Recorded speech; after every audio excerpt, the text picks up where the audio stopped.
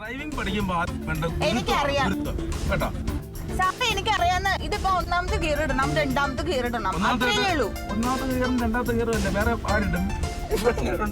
First നന്നായിട്ട് വീണില്ലേ, അത് ഒരു നേക്കോട്ടെ. അതെ സാറ് എപ്പോഴും ഇങ്ങനെ കൈ വെക്കണ്ട, എനിക്കറിയാം.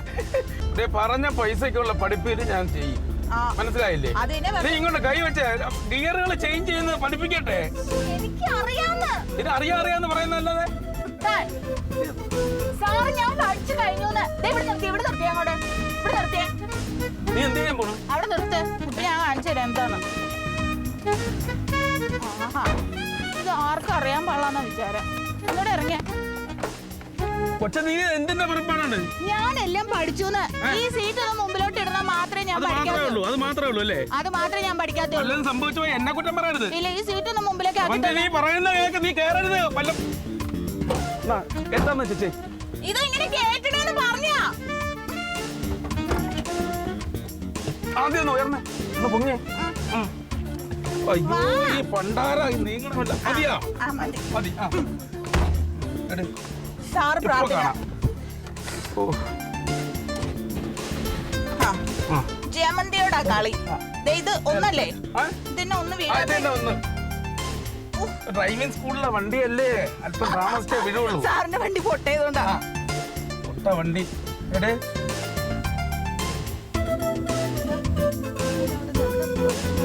എന്റെ അമ്മ, ഇവളോട് ഞാൻ ആ ഉച്ചാമ്പഴത്തെ ഷിഫ്റ്റിന് പോയാൽ മതി എന്ന് പറഞ്ഞാലേ, പിന്നെ ഇവിടെ ഈ 4 മണിക്ക് 5 മണിക്ക് ഉള്ളതിന് പോകേണ്ട കാര്യമുണ്ട്. അല്ല, ഞാനിപ്പോ തിരക്കില്ലാത്ത സമയമല്ലേ, ഞാൻ അല്ലെങ്കിലും അയാളുടെ അടുത്ത് പറഞ്ഞായിരുന്നു കുറച്ച് കൂടുതൽ സമയം പഠിപ്പിക്കണേന്ന്. അതുകൊണ്ടായിരിക്കും. ഇതൊരു കഷ്ടം നോക്കി നോക്ക്, വെറുതെ.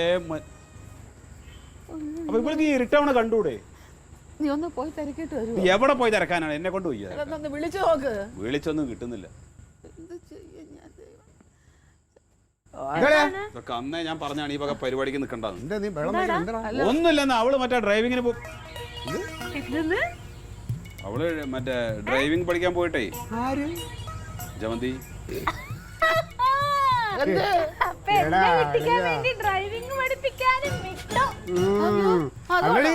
ഞാൻ അവനോട് ചോദിച്ചു ഇവള് എന്നും വൈകിട്ട് എവിടെ പോണേന്ന്. അപ്പൊ ഇവനോട് പറയാം കമ്പ്യൂട്ടർ പഠിക്കാൻ പോയാണ്. ഞങ്ങളെ വിളിച്ചു വെച്ചാൽ അവള് പഠിക്കാൻ. എന്താ പ്രശ്നം ഉണ്ടാച്ചാൽ, നീ ഇവളെ മറ്റേ ഡ്രൈവിംഗ് പഠിപ്പിച്ചില്ലേ, സ്കൂട്ടർ? അത് കണ്ടപ്പോൾ മുതൽ തുടങ്ങിയതാണ് ഇവൾക്ക് കാർ ഓടിക്കാൻ പഠിക്കണം.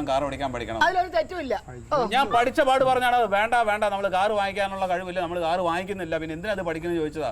ഈ അമ്മ കാരണമാണ്. അമ്മയുടെ ഒറ്റ വാശി. അല്ലെങ്കിൽ അമ്മയ്ക്ക് മരുമോളെ പുന്നാരിപ്പിക്കൽ കൂടുതലാണ്. പുന്നാരിക്കലൊന്നുമല്ല, ഇവിടെ കിടന്ന് എന്നെ കിടന്ന് വഴക്കുണ്ടാക്കുമായിരുന്നു. ഞാൻ വേണ്ട 100 പ്രാവശ്യം അവളെടുത്ത് പറഞ്ഞു കേക്കട്ടെ. ആദ്യം ആ കൊച്ചിൻ്റെ അടുക്കള പണികൾ നന്നായിട്ട് ചെയ്യാൻ പഠിക്കാൻ പറയും, എന്നിട്ട് കാർ ഓടിക്കാൻ പഠിച്ചാ പോരെ. ഇത് അവള് ചെയ്യണമെന്ന് പറഞ്ഞിട്ട് ഇവള് അതുപോലെയൊക്കെ ചാടാൻ നിന്ന വല്ല നടക്കോ? ബുദ്ധി വേണ്ടേ? സമയം വൈകുന്നാളെ ഇരുട്ടാവണ കണ്ടുകൂടെ? പിന്നെ നീ വിളിച്ചു നോക്ക്, മൊബൈലിൽ വിളിച്ചില്ലേ? വിളിച്ചിരുന്ന് കിട്ടണില്ലാന്ന്. എടാ, അവള് ഡ്രൈവിംഗ് പഠിക്കാൻ പോയിക്കണതല്ലേ, അത് കഴിയുമ്പോ ഇങ്ങോട്ട് വന്നോളൂ. നീ ഇങ്ങനെ കിടന്ന് വെപ്രാളം കൊള്ളണ എന്ത് കാര്യത്തിനാ? ഇരുട്ടാവല്ലേ? പിന്നെ അവള് കൊച്ചു കുട്ടിയാണല്ലോ, ഇരുട്ടാകുമ്പോ വരാനറിയാൻ പാടില്ല. എനിക്ക് സമാധാനമില്ല. ഒരു കാര്യം ചെയ്യും, നമുക്കൊന്ന് പോയി നോക്കിട്ട് ഞങ്ങൾ നോക്കിട്ടോ. നീ വാ, എവിടെ പോയിട്ട് നീ വാന്നേ നോക്കാം. നമുക്ക് ഇപ്പൊ നോക്കാതിരിക്കാൻ പറ്റുമോ? ഓട്ടോറിക്ഷ വരുന്നു.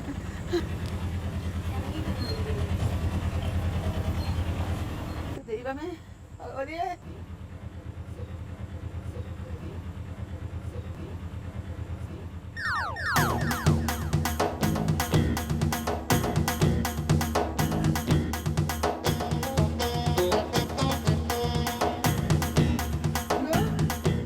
ചേട്ടാ, ഒരു 5 മിനിറ്റ് ഒന്ന് വെയിറ്റ് ചെയ്യാം.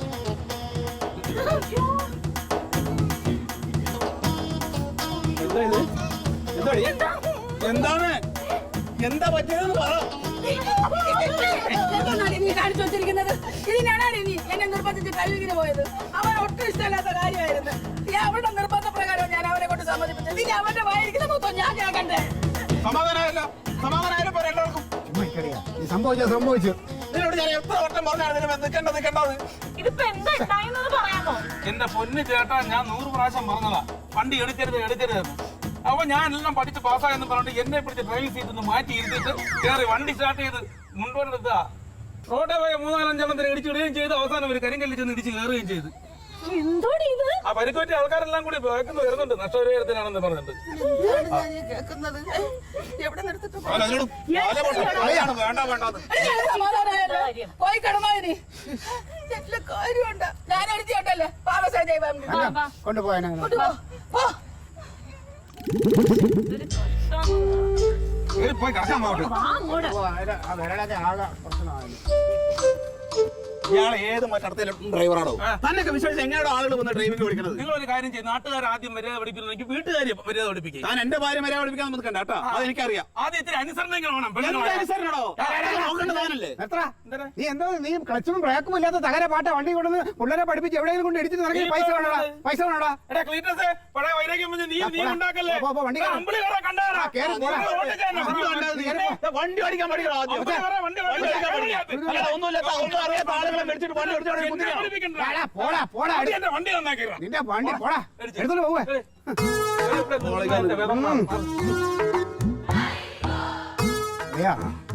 എന്തൊക്കെ പറഞ്ഞാലും അവൻ പറഞ്ഞാലും ന്യായമാണ്.